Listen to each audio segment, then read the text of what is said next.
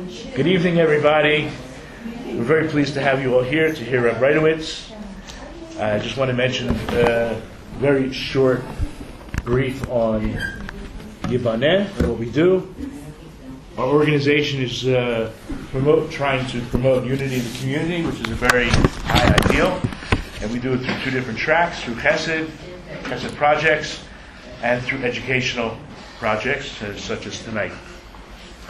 And our website, if you've signed in, I promise you will be receiving some emails regarding upcoming events.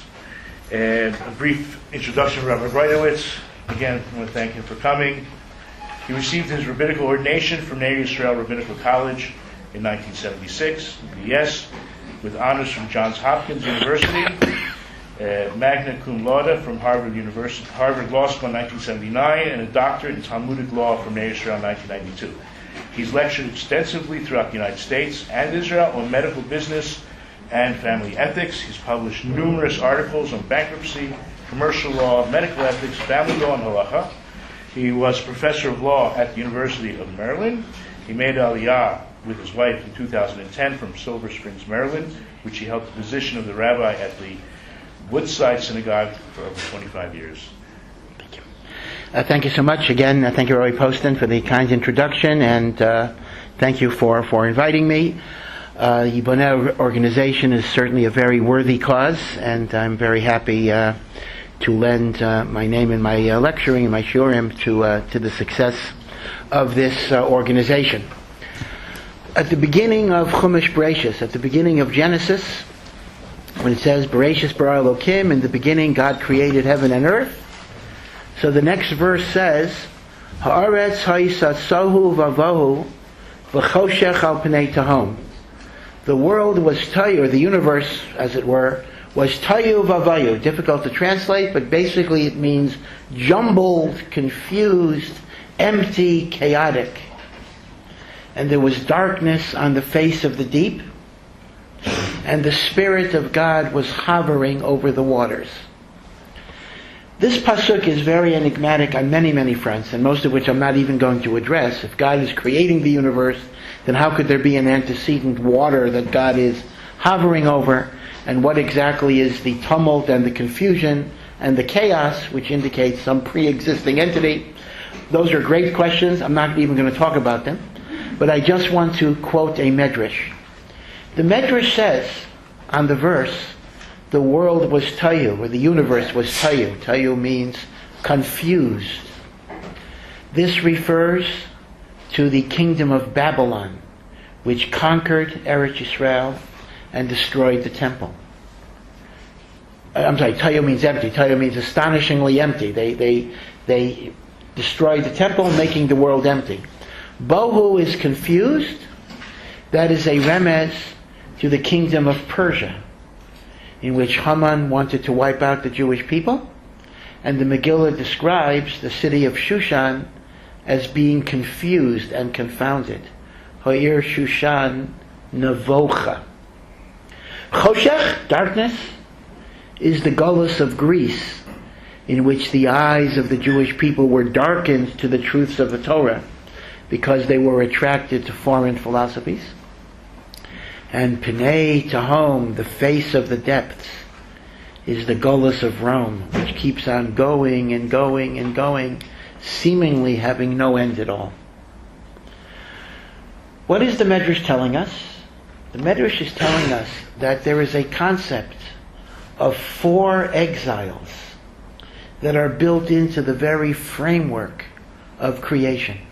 That in order for the world, just as before there is birth, there are birth pains, there are sufferings, there are struggles, so too in the cosmic birth of ultimate redemption, the world, and in particular the Jewish people, have to go through these 4 exiles. Now remember, Egypt is not counted as one of the exiles, because Egypt is a pre-exile exile, because we were not in Eretz Yisrael as a nation yet. But the 4 exiles that emerge primarily from the book of Daniel and from the book of Zechariah are said to be the Babylonian exile, which destroyed the temple and exiled the Jews from the land of Israel, the Persian exile, which really was not a new exile. Persia simply conquered Babylonia. And the Persian exile, of course, was the Purim story. And eventually the Persian Empire was conquered by Alexander the Great, which initiated the Greek period of Palestine or Eretz Yisrael, in which the Hanukkah story took place.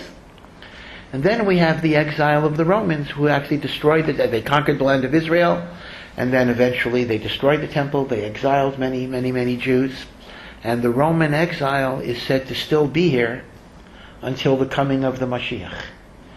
So there is a problem here. In other words, according to Chazal's typology, now remember, one has to remember historically that the Mishnah, the Gemara, and the Medrash, certainly many Midrashim, and the entire both Talmuds, were completed before the rise of Islam. There was no concept of Islam in the Talmud itself.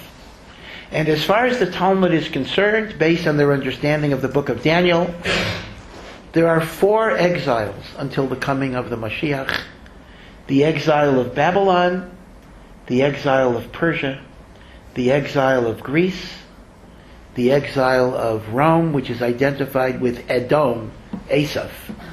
Rome is identified with Esav. It is called Galus Edom, the Galus of the Red One. If you look at the well-beloved song that we sang recently during Hanukkah, Ma'oz Sur, and everyone sings Ma'oz Sur. Some people only do the first stanza, but if you sing the whole Ma'oz Sur, I hope you will realize that Ma'oz Sur is a recapitulation of all of the travails that we suffered and God's redemption, starting with Egypt. Well, the first stanza is generic. The author's name was Mordechai, not the Mordechai of Purim fame, but much later. And the first stanza, Ma'oz Sur, simply talks about how God is the source of our salvation.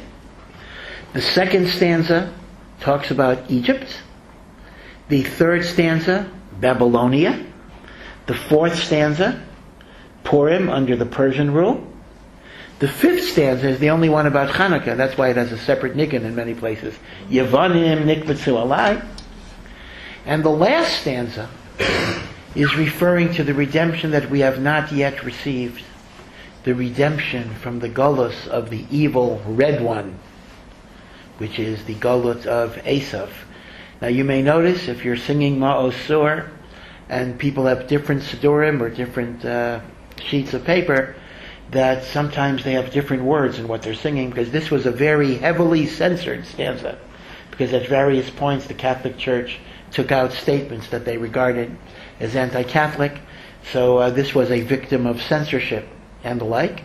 But the Ma'oz Sur is certainly reflecting the traditional idea of Chazal, that there are 4 Goliot, and these 4 exiles will last, or at least the last one will last, until the coming of the Mashiach, and that is why the Medrash refers to the Galut of Edom as Pnei Tahom, the face of the depths. It's as if there's no apparent end. Think about it. The Babylonian exile was 70 years. The Persian domination of Eretz Yisrael, under standard Jewish chronology, was around 54 years. Under secular chronology, they make it 150 years. There's actually a very serious chronological issue there, which I'm not going to get into, but it was certainly less than 200 years. The Greek period, the Greek domination, which includes over 100 years of Hasmonean rule, in which there was Jewish self-determination, but that's still part of the Hellenistic period, was 200 years. The Galut of Edom, it depends how you count it. If you count it from the Roman conquest of Palestine, then it would be 2,000 years. If you count it from the destruction of the temple, it would be almost 2,000 years. So you're dealing with a galut that's extremely long. Now, and again, if you look at the book of Daniel, you will see that the 4 galuyot are represented in many different ways, different metals, different wild animals. And the Maharal goes through great length to show the symbolic connection of the different beasts and the different metals to the nature of the galut. But the Maharal explains, basically in a very simple, straightforward way, that each galut has a dominant theme. The dominant theme of Galut Bavel is simply persecution and enslavement. Remember, it was Galut Bavel that took away Jewish autonomy by destroying the temple and exiling the Jews. So Galut Bavel represents the Galut of persecution and enslavement. The short Galut of Persia represents the Galut of genocide, because that is what Haman wanted to do, although Baruch Hashem, he was not successful. The Galut of Yavan represents the challenge of cultural assimilation, because remember, the Greeks, the Yavanim, were actually fairly benign in terms of giving Jews political and civil rights. They were not anti-Semitic in the Hitlerian or the Haman sense. They wanted the Jews to assimilate to the cultural norms of Hellenism. And many, many Jews did. In fact, perhaps a majority of the Jewish people did. The Hasmoneans were the fanatical Haredim of the time, the ultra-Orthodox zealots. They were despised not only by the Yavanim, they were despised by many of their co-religionists as being retrogressive and primitive. And only because of their refusal to assimilate to the cultural norms of Hellenism, Antiochus then, engaged in a war and the like. But in reality, the Galut of Yavan is not a Galut of physical persecution. It is a Galut of cultural assimilation. What then is the dominant theme of Galut Edom, which is so long? So the Maral says Galut Edom is simply an intensification and combination of all the other Galiut. So in Edom, there will be the Babylon of Edom, there will be the Paras of Edom, there will be the Yavan of Edom. So in Galut Edom, we have all of these things. We have times and countries which persecute Jews and enslave them. We have environments that seek genocide. The Holocaust is the outstanding example. And then, of course, we have the unique nisyonot of living in affluent Western societies, where the issue that Jewish people face is not so much blatant anti-Semitism, but cultural assimilation and intermarriage. And as Lubavitcher Rebbe said, that might be the most difficult nisayon of all. He once remarked, it was easier to be Jewish in Siberia than suburbia. Because in Siberia, and of course he was I don't know if he was in suburbia, but he was certainly familiar with both this fact. His father died in Siberia. In Siberia, you couldn't escape being identified as a Jew. But today, everyone that is a Jew by choice. The term Jew by choice is not limited to converted Jews, but really everybody chooses, because nobody forces you in the modern world to be a Jew. And of course, Baruch Hashem, anyone that has moved to the land of Israel and they have placed their fate with our brothers and sisters who live here is of course making that statement in a very, very emphatic and powerful way. So once again, therefore, the Maral says, Edom is kind of like the Japanese. Like, what do the Japanese do? They take the ideas that other societies invent and they improve on them and make money out of them. So Edom simply rips off all of the different themes of all the other Goliot, and sometimes we have this, sometimes we have that, etc. Now, before I get to Yishmael, because that's our topic, and so I will obviously be talking about that extensively, I just want to raise just a very simple question. What do we mean by the statement, we are in the Galut of Edom? If Edom is defined as the Roman Empire that Chazal saw as genealogically related to Edom, the Edomites, and indeed, by the way, many have pointed out that the Etruscans, who were the original occupants of the Italian peninsula, can in fact be traced to the Edomites, and therefore the Romans, as it were, is kind of a combination with the Etruscans. But the Roman Empire is long gone. The Western Roman Empire collapsed. The typical date that's given is 476. And while the Eastern Roman Empire, surviving in Constantinople, the Byzantine Empire, lasted much longer, but that's the famous conquest of the Ottoman Turks, which was 1453, famous date, the fall of Constantinople. Either way, the Roman Empire as a Roman Empire is long gone. So in what way do we describe ourselves as still being in the Galut of Edom? There is no Edom in that sense. So the short answer is there are three reasons why we still describe our Galut until the coming of Mashiach as Galut Edom. Reason number one, because what the Edomites did to us has not yet been undone. If they destroyed the Beis HaMikdash, and we don't have the Beit HaMikdash, so we are still suffering the aftermath of Galut Edom. The fact that Edom is no longer ruling over us makes no difference. What they did to us has not been undone. That is reason number one.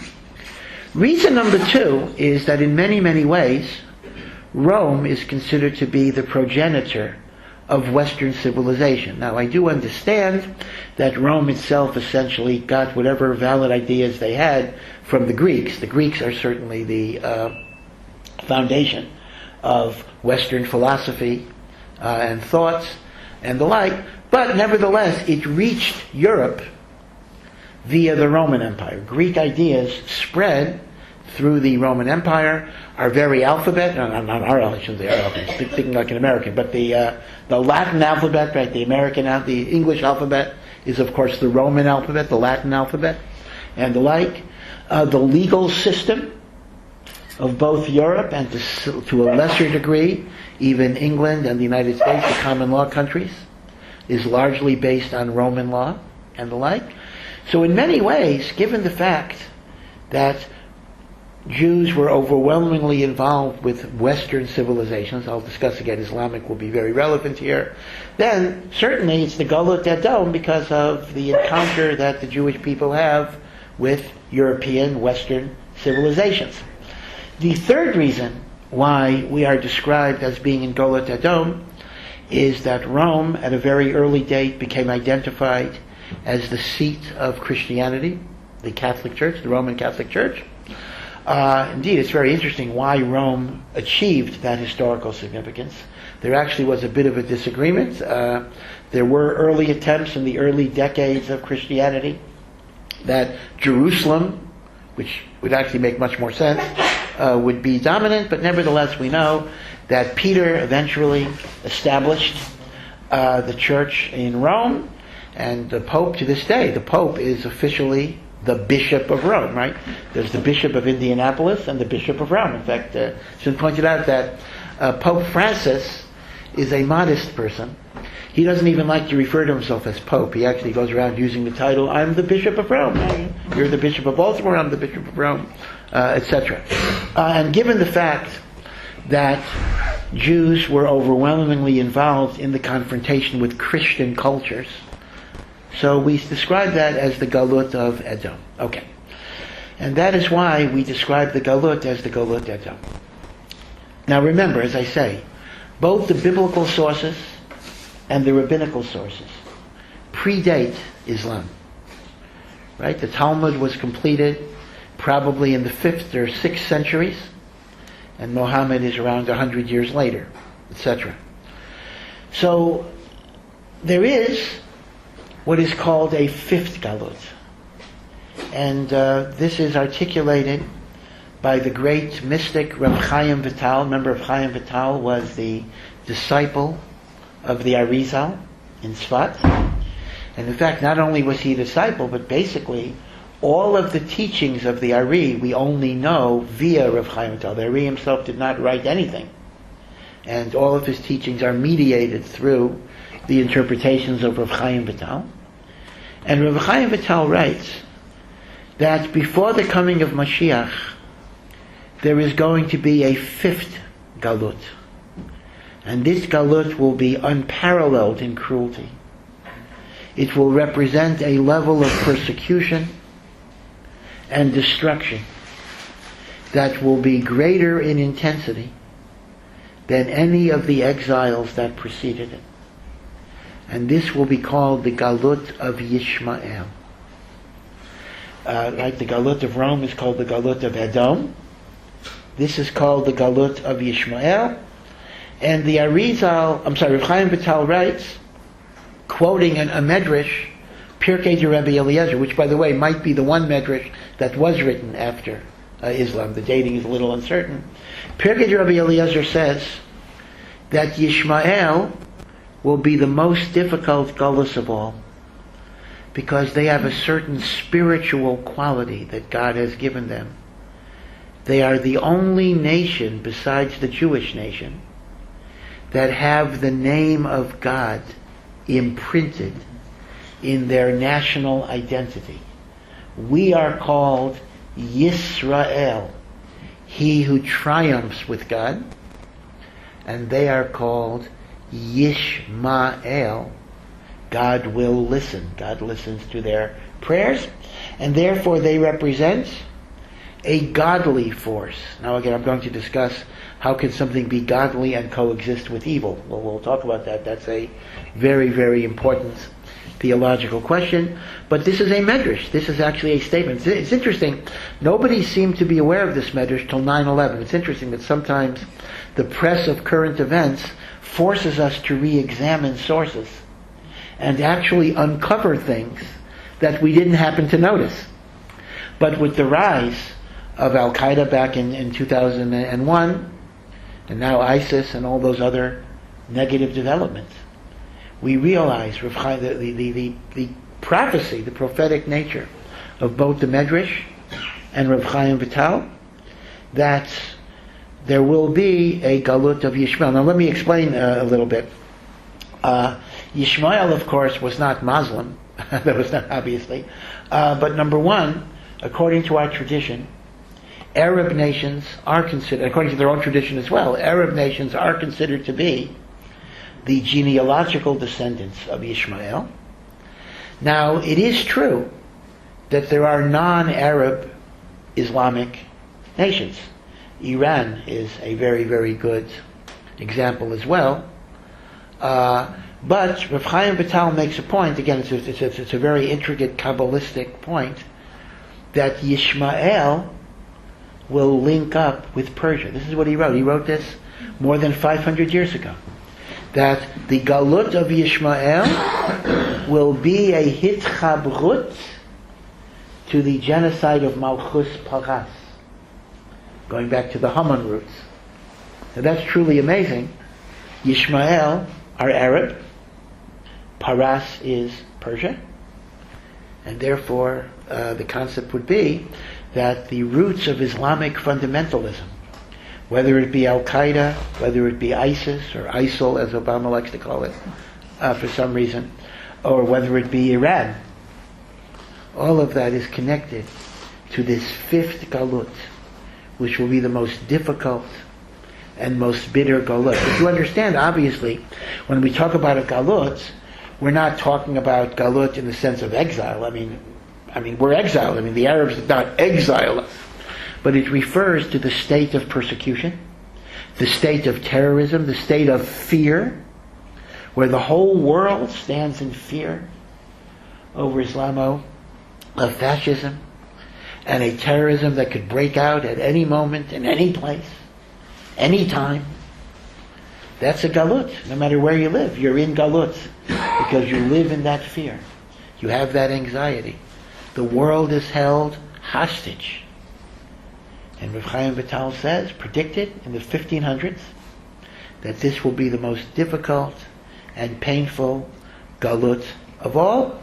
And he makes a point that we have a very famous verse about the coming of the Mashiach, a verse that Jesus used to his advantage.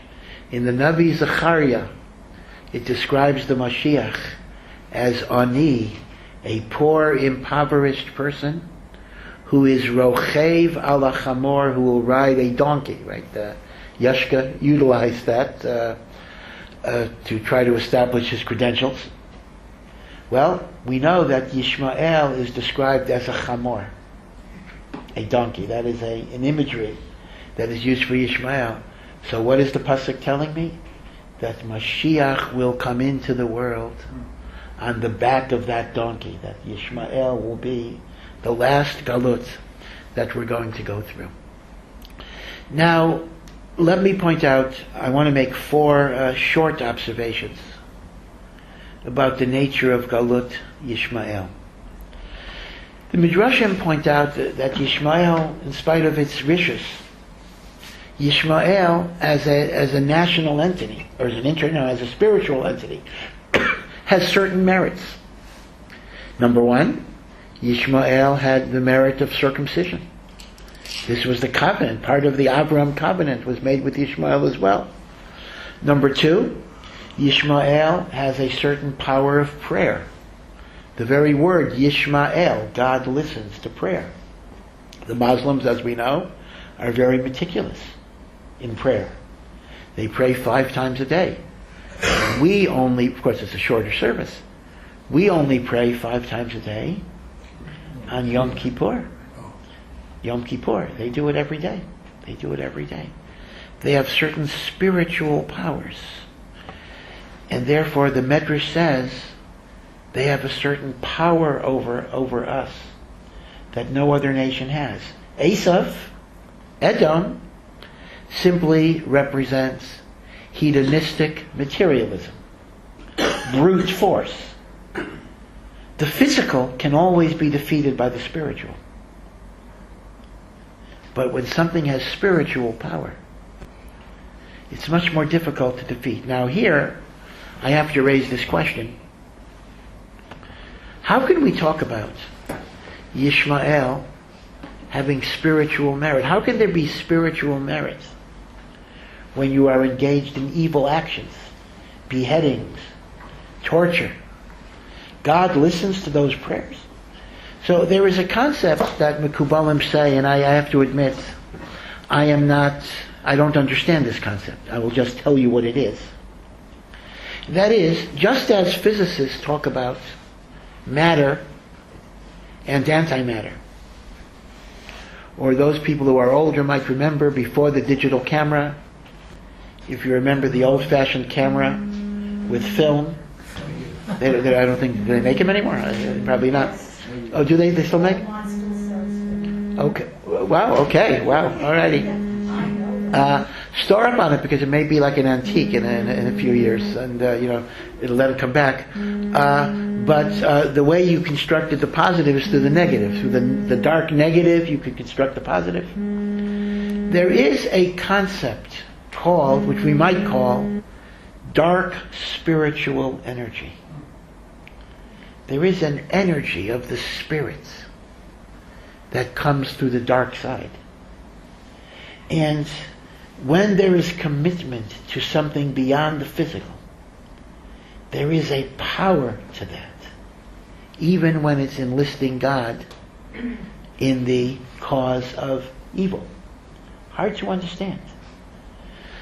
Mesirat nefesh, being willing to give your life for a cause, has a certain power in the spiritual world, even when your cause is totally perverse. If you take the Nazis, for example. The Nazis were fundamentally cowards.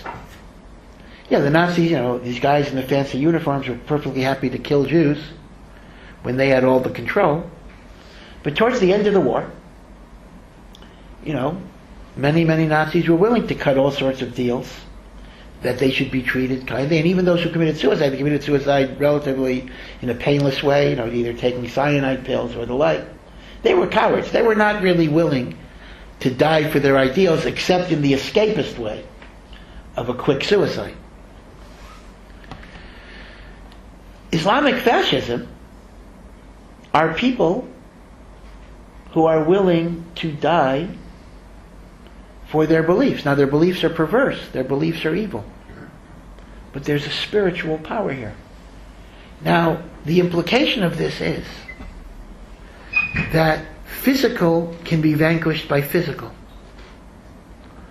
But negative spiritual energy can be vanquished only by positive spiritual energy. And therefore, the challenge of this Galut is not going to be achieved by political and even military means. And if you think about this, this is even understood based on facts on the ground. After World War II, the way, during the decades they're called the Cold War, the way a peace, a relatively stable peace, was maintained throughout the world for the 50 years from the end of World War II until the fall of the Soviet Union. Of course, Israel itself had its share of wars during that time, but let's just refer to the global picture. Was by a strategy that is aptly named with the acronym MAD. Now, MAD means Mutual Assured Destruction. Meaning to say, we knew that the Soviet Union would not dare bomb, let us say, the United States or even Israel, because they knew that the United States, and later even Israel, had a second strike capacity that could seriously wipe them out. And since they didn't want to be destroyed, they're not going to try to destroy us because they don't want to be destroyed. And therefore that arms race kept an uneasy strategic balance in which I'm not going to blow you away because I don't want to be blown away. And there's a rational basis for that. But that only works when you have an enemy who doesn't want to die. When you have an enemy that not only doesn't care if it dies, but considers death to be some positive benefit of ascending to heaven with whatever number of virgins they have up there, then conventional deterrence of any type doesn't do anything at all, because if it's going to cause an Armageddon, so be it. So the conventional military strategies simply don't work when people are devoted to a spiritual ideal, as perverse as that ideal is. And then think about the terrorism problems that we have now. I live in the Malotavta neighborhood, and we've had several terrorist incidents at the Shimon HaTzadik light rail station. So what do? We have more police, etc. Well, what are you going to do if some guy just decides, from East Jerusalem across the street, just decides to keep his car going when there's a red light?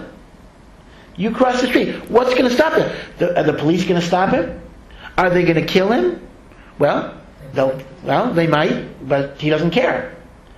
There's no way, no matter how many police you have, there is really no way to stop this. Now, this has a deep mystical meaning, because what God is telling you is the power of the Spirit can be vanquished only by the Spirit.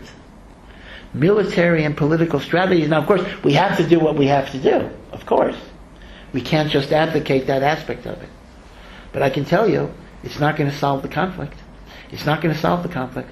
When you have Palestinian children who are watching whatever their Arabic version of Sesame Street is, in which these cute little puppets, take machine guns and machetes and knives and mutilate Jewish people, and that's kind of a sing-song thing. There's no particular political or military strategies that are going to address that.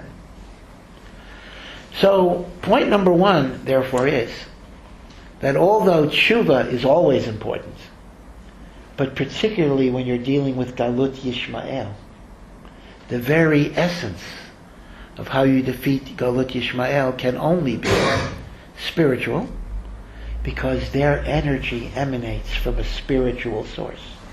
Now, I understand that the difficulty and the dilemma of dark spiritual energy. It almost, God forbid, one might interpret this almost in Zoroastrian terms, which of course would be heretical. The God of light and the God of darkness. We, of course, unequivocally reject that duality. And yet, within the framework of the spiritual universe, spiritual devotion to cause has a certain power. That is point number one. Point number two, about the Galut of Yishmael, and this might be the silver lining in the dark cloud, is, a lot of times people say they don't want to move to Israel, they don't want to visit Israel, because Israel is dangerous. They want to raise their families where things are safe, where, you don't have terrorist attacks, and therefore Jews don't make Aliyah. Well, one of the unhappy lessons that we've learned since September 11th, and that's been quite a while. And of course, if you consider what's been happening in France, and in Germany, and in the United Kingdom, we've learned that no place is safe. Safety is an illusion. The world is dangerous. The world is, in many, many ways, falling apart. Now, one of the lessons that we can get from that is, if it's not safe anywhere, you might as well be here. This is God's land. This is God's holy place. And if anything, this is actually a lot safer than a lot of other places. Is it safer here than in Paris? I mean, think about what happened in Paris besides the Charlie Hebdo massacres. But even involving non-Islamic, I think it was a year or so ago, there was a Shul, a synagogue in Paris. It was surrounded by an angry mob, not even of Muslims, of French people, calling for death of the Jews. We're coming back to the Holocaust again. So, this is not the best reason to make Aliyah. Hopefully there would be positive reasons to make it. But sometimes, if we don't respond to the positives, God gives us messages this way. Get out while you can. Come to Hashem's country. Be with Am Yisrael. Share your fate in the land that Hashem chose. So I think that part of the worldwide stranglehold that Galut Yishmael has is an indirect mechanism for us to come to Eretz Yisrael. Because the argument that this is more dangerous than other places simply rings false. It's just not true. First of all, when it comes to street crime, I mean, listen, what can I tell you? How many American cities can little kids walk around, after nightfall? In my neighborhood, which actually is right across the street from East Jerusalem, we see all sorts of kids walking around, sometimes 2 o'clock in the morning. I don't know why they're not asleep, that's another question. But they're walking around. And mothers don't notice they're gone. Well, all right. That's another issue, but okay. But the point is, not too many American cities. Could you do that? Certainly not in Baltimore, which had its riots. Again, these are not even Islamic issues last year and the like. A third point about Galut Yishmael. Let me illustrate it with a story about the Brisker Rav. The Brisker Rav, Rabbi Yitzchak Breitowitz, was the last rabbi of Brisk. Brisk was destroyed in the Holocaust. He was Rav Chaim Soloveitchik's son. And he was in the Warsaw Ghetto. Tragically, he lost his wife and some of his children, but he did come to Eretz Yisrael with some of his children, and he lived for another 15 years in Eretz Yisrael. A great Gadol b'Torah. The Brisker Rav, as Briskers are to this very day, had what you might call a bit of a nervous temperament, but I don't want to describe it in psychological terms. But because of his great Yiras Shamayim, he was always worried, he was always obsessing whether he did a mitzvah properly. He would always say, did I say Shema properly? Did I do this properly? He would think and rethink and reevaluate. He was nervous in that way, that he was always worried, did I do the mitzvah right? To this very day, if you ever see the way the Briskers bake matzah for Pesach, it's really like a very, very elaborate procedure that takes a very long time. Now, in the Warsaw Ghetto, where people were dying like flies, dying of disease, dying of starvation, dying of Nazis just mowing people down, and the Brisker Rav himself lost his Rebbetzin and a child. The Brisker Rav was unnaturally calm. He went around his business. He gave his shiurim. He davened. And he didn't seem agitated or anxious. One of his students had the chutzpah, the question, to ask him, Rebbe, you're always so, I don't know how he said it exactly, but you're always so nervous all the time. And here, when there's a real reason to be nervous, You seem to be doing fine. So the Brisker Rav said, I'm nervous when it comes to doing mitzvot, because doing mitzvot is my responsibility. When it's my responsibility, I'm always worried. Did I do a good job? Did I not do a good job? I'm prone to mistakes. I worry about that which is my achrayat. But what if you're in a situation where there's really nothing you can do? It's beyond your control. There's no way you can take any actions that will reasonably protect you. Some people might go crazy with their helplessness and hopelessness. He says, I'm the opposite. Precisely when I know there's nothing I can do, I hand it over to God. And I'm not anxious anymore.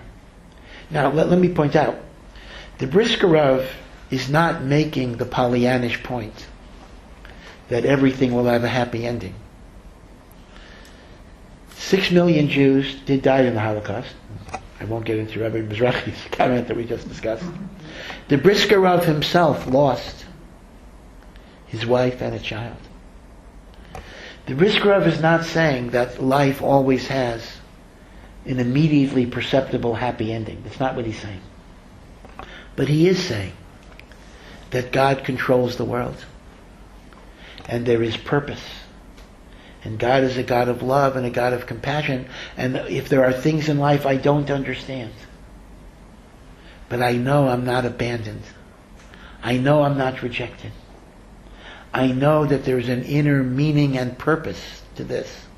Even if I don't understand it, as King David said in the 23rd Psalm, Gam ki elech b'geit salmaves, although I walk in the valley of the shadow of death, lo irara, I'm not afraid. Yes, it is a shadow of death, but I'm not afraid. Ki ata imadi, you are with me. Hashem has promised that the Jewish people will never be obliterated. Any one of us as individuals are potentially vulnerable, but God will never abandon His people. And therefore, in many ways, one of the lessons of the Galut Yishmael, which is, as I said, there's virtually nothing we can do. People say about Islam, this is the famous line, the vast majority of Muslims are peace-loving, non-violent people. Well, that's great. So pick your percentage. There are 1 billion Muslims. Let's say 90% are wonderful. Let's say 95% are wonderful. You're still dealing with several times the number of Jews in the world. There is nothing b'derech hateva that we can do. But you see, our very helplessness can be a source of comfort. Because we then say, Ein lanu li'sha'en ela alavinu shebashamayim. There's nobody we can rely upon except for God. Now, obviously, I guess everyone here that's from the United States, we are all grateful to the United States. I'm still an American citizen as well as an Israeli citizen. Since I didn't run for the Knesset, I didn't have to resign my American citizenship, as my friend Rabbi Lippman had to. And all of us are very grateful to the United States. It is, as Rav Moshe Feinstein described it, a malchus shel chesed, a kingdom of kindness and compassion.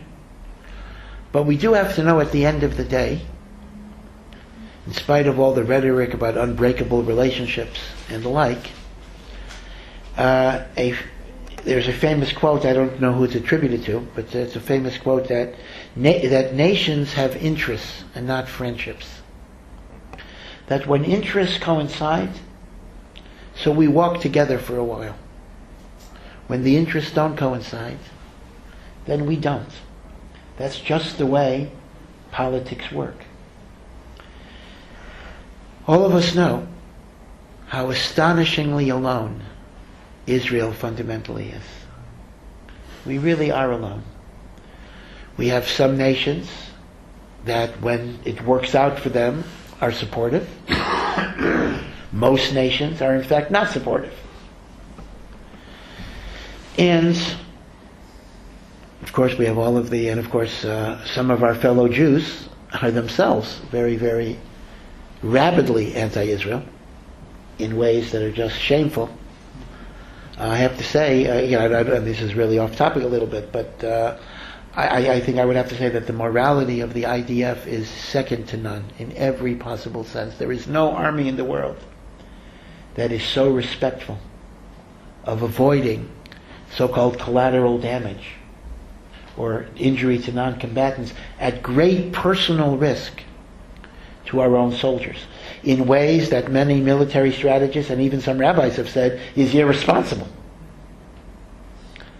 The U.S. military certainly does not take those precautions. So for Israel to be condemned as an immoral society is very, very painful, because in every possible way it works in exactly the opposite direction. And whether it's religious, secular, I would have to say that even within the secular part of the society, Jewish values are very deeply embedded. The Jewish values of compassion and care, even for those who would try to destroy us. If a terrorist is taken to a Jewish hospital, they will get first-class medical treatment. There is even a proposal, as you know, which I think is absurd, but there is a proposal that in a triage decision, if a terrorist is more seriously injured than a victim of terrorism, there is considered a proposal, the Israeli Medical Association, priority will be given to the terrorist. Again, that happens to be halakhically absurd, but it just shows you the degree of concern and care that we have. If, God forbid, a Jew were to enter a Palestinian hospital, forget about triage. He or she would not emerge alive. That's just it. They would not leave the hospital alive. So we are very alone. The world misunderstands. After the Holocaust, there were a few years where people felt sorry for us. No, the world felt guilty, a guilty conscience. That lasted a short while. It's no longer there. Now we are the ones who perpetuate the Holocaust. The Nazi rhetoric is used against the Jewish people, not on behalf of the Jewish people.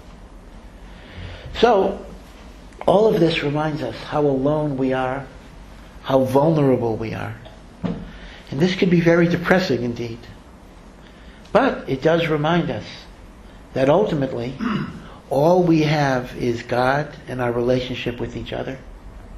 But ultimately, that's all we need. It's all we have, and it's all we need. And therefore, like the Brisker Rav says, the very helplessness of our situation shows us that God is the one that will save us. Do you remember, there's a famous Gemara, maybe you've heard this beautiful Gemara, at the end of Maseches Makos, where after the destruction of the temple, Rabbi Akiva and the rabbis are walking by the Temple Mount, which is totally desolate, destroyed. There were no mosques there yet, just totally abandoned. And they saw a fox emerge from the site of the Holy of Holies. And all of the rabbis cried and sobbed and wept. And Rabbi Akiva was laughing. And when they asked Rabbi Akiva, "Why are you laughing?" he said to them, "Why are you crying?" And they said, "Well, crying because this is the holiest place in the world that even only the Kohen Gadol could go one time a year, and now all sorts of animals are just going there." And Rabbi Akiva said, "I'm laughing because I know if there is such a destruction," he quoted a verse, "God is going to bring the redemption as well. Until I saw the destruction, I had no guarantee there would be the redemption because they're linked. They're linked together." So this is a third point. So I mentioned 3 points. Number one, the dark spiritual energy of Yishmael can only be defeated by the spirit not by physical and military means. Number two, this is God's way to get us to Eretz Yisrael if we don't come on our own. Number three, the very helplessness of our situation engenders emunah and faith in God running the world. Now, number four, I want to make I think this might be the most inexplicable point of all. You know, I work for Or Sameach, and Or Sameach is described as a Jewish outreach, just as Yiboneh is as well. Right? We do kiruv. So I want to say that one of the most successful kiruv organizations in the world is ISIS. And you wonder what's going on. I mean, one of the inexplicable phenomena is that you have American teenagers, teenage girls, 15-year-olds, 16-year-old, they grew up in regular America. They played soccer on Sunday and went out for ice cream afterwards. And they went to dances and they did other things. And somehow they decide, through Facebook postings, they write, ISIS is very good in social media, they decide, hey, I'm going to go to Syria and be part of this organization. And you wonder, how can a normal kid want to get involved in an organization that beheads people? An organization that is so pernicious that even terrorist organizations denounce them as barbaric. Got to be pretty bad if a terrorist says you've crossed the line. And in a way, this is kind of inexplicable. You could say these kids are sick. But like Rabbi Akiva, I think there's an implicit silver lining here.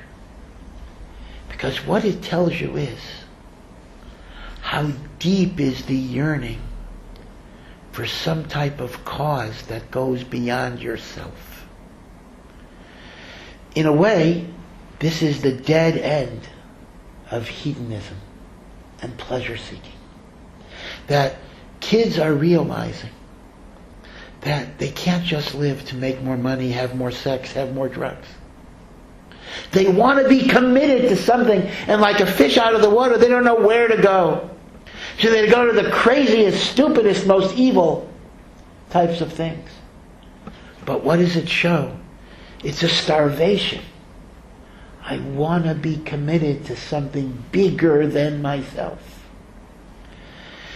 Now, this is a great challenge. Because as a Jewish community, if we can show, to our fellow Jews at least, the spiritual value of Judaism and how you live beyond yourself and you're connected to a greater cause, that could feed that meaning. By the way, I'll give you a similar phenomenon, which Baruch Hashem is not at all the same as ISIS. And that is, Roger Kamenetz, a writer, wrote a book, The Jew in the Lotus, a few years ago. Probably 20 years ago already. And he gave a statistic, I don't know if it's still true, that he said that 90% of the Western English-speaking converts to Buddhism are Jewish. So if you meet an English-speaking Buddhist, a native English-speaking Buddhist, 9 out of 10 chances are that they're Jewish.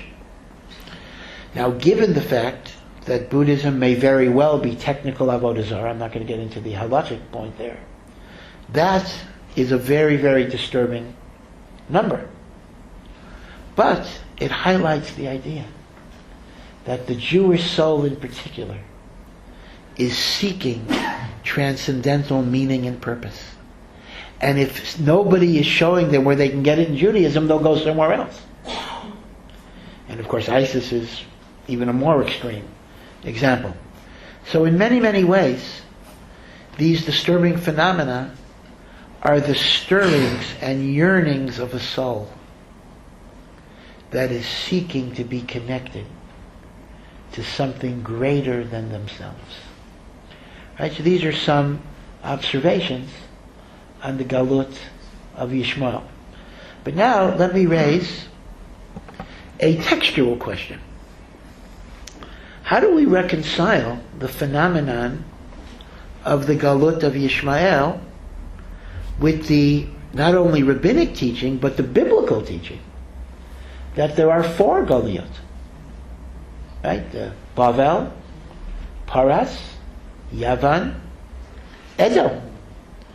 If you're adding a 5th, right, so that doesn't fit the idea. Then the book of Daniel, the idea of 4 Galiot is over and over and over and over again. So the Ibn Ezra actually wants to say, which is Keneged Chazal, that we count Greece and Rome as one, and the 5th one is Yishmael, and the 4th one is Yishmael. But Rav Chaim Vital himself says it a little differently. Rav Chaim Vital says that we do not regard Galut Yishmael as a distinct Galut, but rather it is really a further development of Galut Edom, meaning to say, we're in Galut Edom. Now, just like in computer programs, you have version 1 and then 1.1. Galut Yishmael is 1.1 of Galut Edom. I'll explain what that means. And therefore he points out that what is characteristic of Galut Yishmael is that there will be strategic alliances or connections between the West and the Arabic cultures, which will be a bad sign for the Jewish people. There'll be this hischabrut. And he brings a wonderful proof from one of the visions of Daniel. In one of Nebuchadnezzar's dreams, if you remember how Daniel became a prominent member of Nebuchadnezzar's court, the same way Yosef became a Mishnah Lamelech of Paro. Yosef interpreted dreams, Paro's dreams. Daniel interpreted Nebuchadnezzar's dream. Nebuchadnezzar had a dream of a gigantic statue. The head of the statue was gold. The torso of the statue was silver. The arms and upper legs, thighs, were copper. And the lower leg and feet were iron. And then the image goes, a big rock came and toppled the statue. Daniel told him, the gold head is Babylon. You're the gold head. The torso is Persia. The copper leg is Greece. And the iron is Rome. But here is the point. The feet of the statue are described as being a composite of iron toes and clay toes. Feet of clay. In fact, the English phrase, feet of clay, is taken from that imagery. So Rav Chaim Vital says, you see that in the iron that represents Edom, will be the dust that represents Yishmael. Again, Yishmael is nimshal to dust, both because Yishmaelim were described as worshipping the dust on their feet, etc., whatever that means, and also the word for clay is chemor, and chemor is the same word as chamor, same letters as chamor, and amadoma l'chamor. So Rav Chaim Vital says, you see that at the end of the whole process, there will be a taruvot, there will be a mixture of the iron and the clay, and that is the hischabrut of Esav and Yishmael. He then goes on and develops in a very Kabbalistic way, and the process is very, very intricate, that the union, in a spiritual sense, of Esav and Yishmael creates the entity that we know as Amalek. So really, if the final Galut is Esav and Yishmael,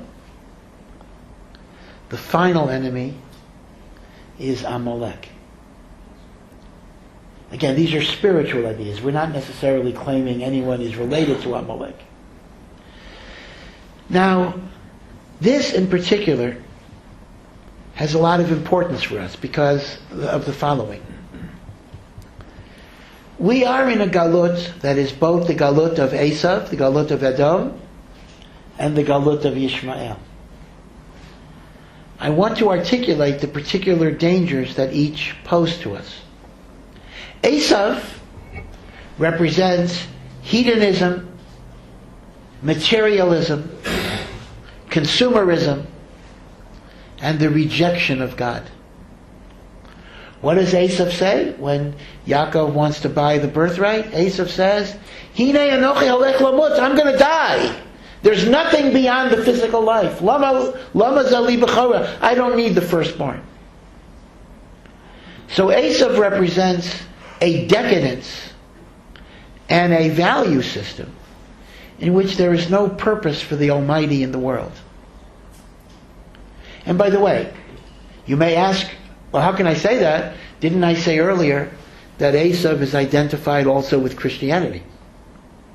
But the truth of the matter is, if you see the stance of most of the Christian world, religion is indeed relegated to an irrelevancy. Meaning, there is this religion, but that has no impact on the political decisions of Western democracies, which are absolutely secular and have very, very strong, separation of church and state. So even within the Christian world, life is essentially about hedonism, relegating God to a little bit of a corner, if at all. That is why when Margaret Thatcher needed spiritual advice, she did not go to the Archbishop of Canterbury, the head of the Anglican Church, which was largely identical to whatever secular liberalism was. She went to Rabbi Lord Jacobowitz and later Rabbi Jonathan Sachs. They were her spiritual advisors because they gave her spiritual messages that the Archbishop of Canterbury was not able or willing to give. So Esav represents hedonism, materialism, rejection of God. Yishmael represents the appropriation of God for evil and perverse purposes. A religious fanaticism that does not reject God but besmirches God. And those are exactly the two challenges that we face in the world. We face the challenge of secular decadence, and we face the challenge of religious fanaticism. But here is where it gets a bit interesting and a bit uncomfortable. These two components exist within Amalek. We know there's a commandment to eradicate Amalek. But in the Sifrei Chasidus, there's a very important thought. The mitzvah of eradicating Amalek is not only what you do to an external enemy, but there's an Amalek within us that makes us vulnerable to the Amalek outside of us. And the way we eradicate Amalek is by eradicating the Amalek within. And then the Amalek without loses its power. It's kind of like they have in those science fiction or even comics, this idea that your nightmares become realities. And you dream about these monsters and they actually become something. It's like the Amalek within becomes the Amalek without. Now, Chazal tell us there are two Amaleks within that make us vulnerable to the Amalek without. Achilles' heel number one, if I can use that metaphor, is Amalek attacked us the first time in the desert. Right? They were the first nation that attacked us after we left Egypt. And they attacked us in the oasis of Refidim. And Refidim is described as an acronym. Rafu Yedehem Min HaTorah. That means our hands were loose. We held the Torah loosely. Now that's an idiomatic expression, which simply means even if you keep the Torah, if you do it without passion, you do it with a lack of interest, a lack of enthusiasm, you just go through the motions, there is a coldness of heart. Amalek has an achiza over us when there's a coldness of heart and an indifference to the spiritual truths of the Torah. And we see that both from the word refidim, which is rafu yedehem min haTorah, and Rav Tzadok says we even see it from the words asher karcha. Now asher karcha is translated, they encountered you. But Rashi says karcha may have the etymology, they made you cold. Now Rashi explains, what does it mean they made you cold? When we left Mitzrayim, we were like a boiling hot bath. Everybody was afraid to touch us. Amalek jumped into the bath. They got burned. But they made it cooler for everybody else. That's how Rashi understands it. Rav Tzadok takes the same etymology, but he develops a different thought. Korcha, Amalek comes when our hearts are cold and unfeeling towards the truth of the Torah. A lack of passion. You know, a few months ago, it's probably still going on, there was a whole discussion about Shabbos apps. You've come across this idea that somebody's trying to develop a permissible way of texting on Shabbos or various other things. I don't want to get into the halachic aspects. They are actually complicated, and it's probably an interesting intellectual project to see, is there a way that we can do texting? But I just want to comment on the idea that the rhetoric and discussion conveys the idea that, oy vey, vey, vey, vey, Shabbos is such a bother. It's such a tircha. It's such a pain. We gotta look for ways to avoid it, to circumvent it, to look for ways out so we can do as many things that we do during the week as we can. That comes from the coldness in which even if you keep Shabbos. So that's Achilles heel number one. That if we want to defeat the Amalek outside of us, we have to try to generate within ourselves and our children a passion, an excitement, a geschmack in ruchnius. Now, Achilles heel number two is hatred and polarization among Jews. Now, how do I know that that's connected to Amalek? I mean, where do I see that to Amalek Befrat? So we know this from a Gemara in Maseches Bava Basra.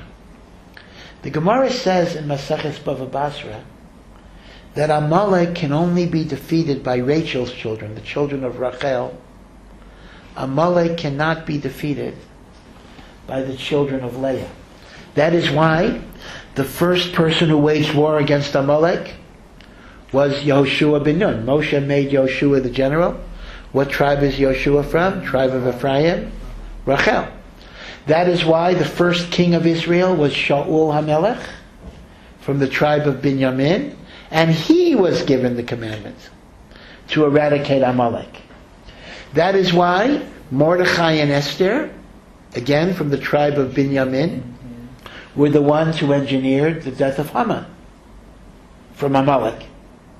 And that is why there's a Moshiach ben Yosef who precedes the Moshiach ben David, because his job will be to destroy Amalek. Amalek can only be defeated by Rachel. Amalek cannot be defeated by Leah. Why is that so? So again, the Meforshim give different reasons. But one of the great reasons that are given is that all of the children of Leah who participated in the sale of Yosef are guilty of sinat chinam. It is only the children of Rachel, Yosef is the victim, and Binyamin was not involved. Only those who are free of the taint of hatred are able to destroy Amalek. And of course, Rachel herself exemplified the opposite of hatred in the selfless love and devotion that she showed her sister Leah, giving away her opportunity to be the first wife by giving Leah these secret identifying signs. So, we see very simply that Amalek attacks us when there's coldness of the heart, and Amalek attacks us when there's hatred and polarization. So I would just add that if, as Rav Chaim Vital says, Amalek is an amalgamation of Esav and Yishmael, I would like to suggest that the coldness of the heart is what we get from Esav, because Esav represents the indifference to spirituality. The hatred that comes from religious fanaticism is what we get from the Ishmael. Now again, I want to be very, very clear. In no possible way am I comparing the regrettable sinas chinam that exists within the Jewish people to what ISIS is doing. I mean, obviously, it's totally different magnitude. There is no moral equivalence, of course. But what I'm saying is, spiritually, there is something similar when you use the name of God to besmirch, to belittle, to demonize, and to delegitimate. That is the Yishmael within us that, God forbid, magnifies to the Ishmael without us. And when we are indifferent or cold to our ruchniyut, we are vulnerable to the Esavs of the world. Because once again, that indifference and that materialism gets magnified. See, Amalek hits us in two directions. Part of it is the Ishmael legacy. Part of it is the Esav legacy, because Amalek is the composite. Now, I just want to end, I know the hour is getting late, that in many, many ways, if the spiritual way we vanquish Amalek, which is Esav Yishmael, is in the two directions of intensifying our passion and our commitment to Torah, and at the same time growing in our love and concern for our fellow Jew and to some degree to all human beings. It's very interesting that in many ways these are challenges that on a superficial level call upon us to do opposite things. Because it's the nature of the human being, as we get more and more committed to a particular ideology, we become less tolerant and less open and less loving and less accepting of people who espouse a different approach to things. We become, as Eric Hoffer's phrase, we become the true believers. Vice versa, those who are big tent, inclusionary people, they love everybody. Sometimes they tend not to have a strong value system. You know, gay rights are okay, and I'm okay, you're okay, everything's okay.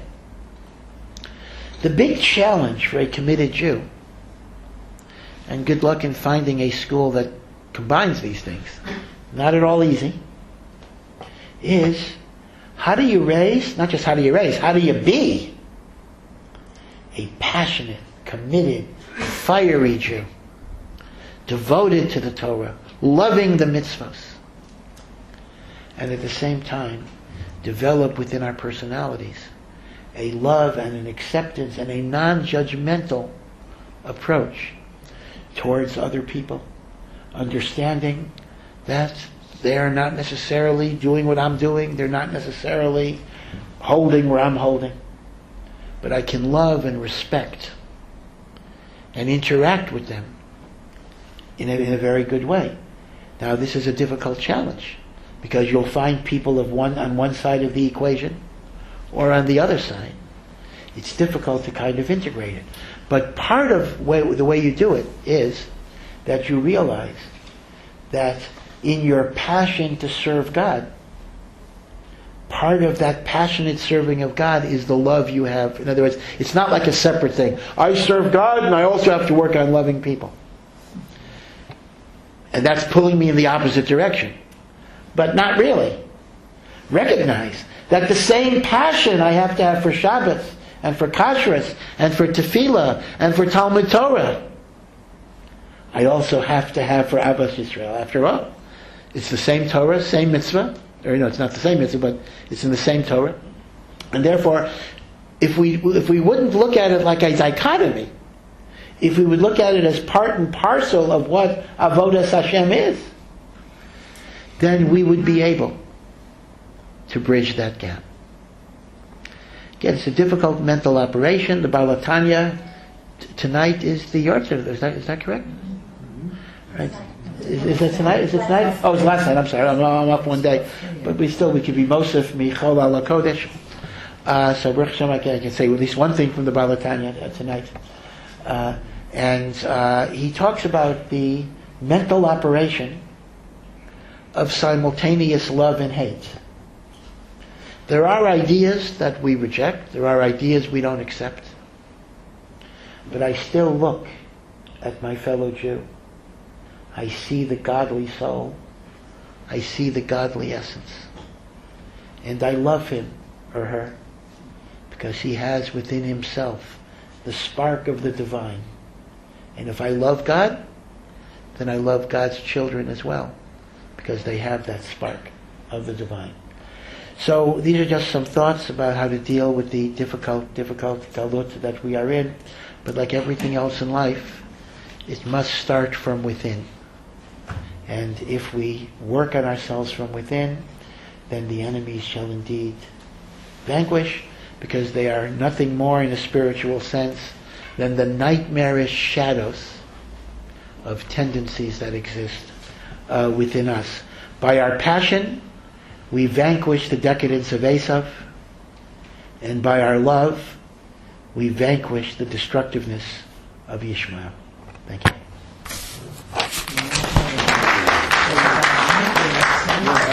Any questions? Now's the time. Sorry We about would that. like to dive Mari afterwards, so if there's an interest, I'd like to know at some point.